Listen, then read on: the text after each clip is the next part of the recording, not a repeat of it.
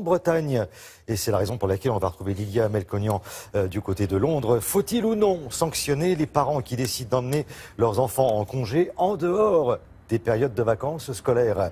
C'est très fréquent chez les Anglais, puisque les prix doublent, voire même triplent en haute saison. Et de plus en plus de familles préfèrent faire sécher les cours à leurs enfants pour payer les billets d'avion moins chers. Mais depuis 2 ans, j'ai cru comprendre que les parents risquaient gros. Lilia, bonjour. Face à ce phénomène d'absentéisme de plus en plus important, le Parlement britannique a voté une règle. En 2013, les enfants n'ont le droit de rater l'école que, je cite, dans des circonstances exceptionnelles, à savoir des maladies ou des fêtes religieuses, et uniquement avec l'accord de la direction de l'établissement. Sinon, ils risquent une amende. S'ils ne payent pas l'amende, ils risquent une majoration, et s'ils ne payent pas la majoration, eh bien, ils sont tout simplement convoqués devant un tribunal. Un cas spécifique ici a défrayé la chronique ces dernières semaines, et c'est le cas d'un père de famille, John Pratt, qui a préféré emmener sa fille à Disney en Floride plutôt que de l'emmener à l'école. Il a été condamné, mais il a décidé de faire de son cas un exemple pour le combat des parents pour la liberté de choisir pour leur enfant. Je vous propose de regarder ce reportage. C'est un problème récurrent en Grande-Bretagne à chaque retour de vacances.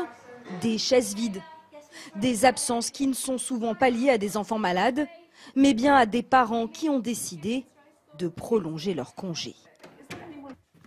C'est le choix qu'a fait John Platt en 2015. Ce papa décide d'emmener ses filles à Disney en Floride. Pour cela, la petite Maisie doit rater 7 jours d'école. La directrice refuse de les lui accorder, mais la famille part quand même. Maisie, que penses-tu de cette situation? Je sais que tu n'as que 7 ans, mais... J'aime les vacances. Elle aime les vacances. Seulement voilà, la loi britannique est très claire. Si un enfant rate ne serait-ce qu'un jour d'école sans autorisation, les parents encourent une amende, voire même risquent un procès s'ils refusent de payer. John Platt est donc condamné. Si un élève peut être dispensé de classe quand cela arrange ses parents, il en va de même pour les autres. Différents élèves pourront alors manquer l'école à différents moments et perturber le bon déroulement des cours.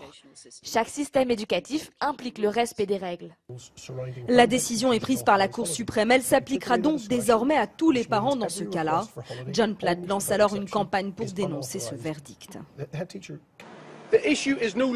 La question ne concerne plus les vacances pendant le temps scolaire, mais il s'agit de l'État qui prive les parents de leur pouvoir de décision concernant leurs enfants. Vous ne pouvez plus désormais choisir de retirer vos enfants de l'école, ne serait-ce que pour une matinée, sans la permission de l'État. Le sujet fait désormais débat sur les plateaux de télévision et crée la polémique dans la rue. Si je veux faire une bonne affaire pour mes vacances, tant que mon travail me le permet, alors malheureusement l'école sera le cadet de mes soucis. Si tu pars à Pâques aux États-Unis par exemple, tu payes 2 fois plus cher, parce que c'est les vacances scolaires. C'est ridicule. Ça ne m'étonne pas que les parents partent pendant les périodes d'école. L'amende infligée aux parents est de 60 pounds, soit 70 €.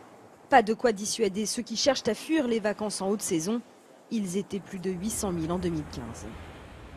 Alors Lilia, question, est-ce que ça existe aussi en France, les condamnations pour absentéisme?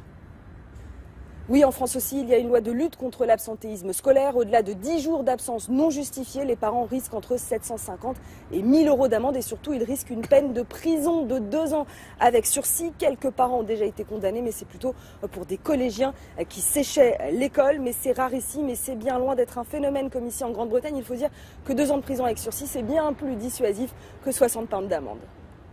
Merci beaucoup Lilia Melconian, bonne journée du côté de Londres. On continue avec la météo, et là cette fois-ci.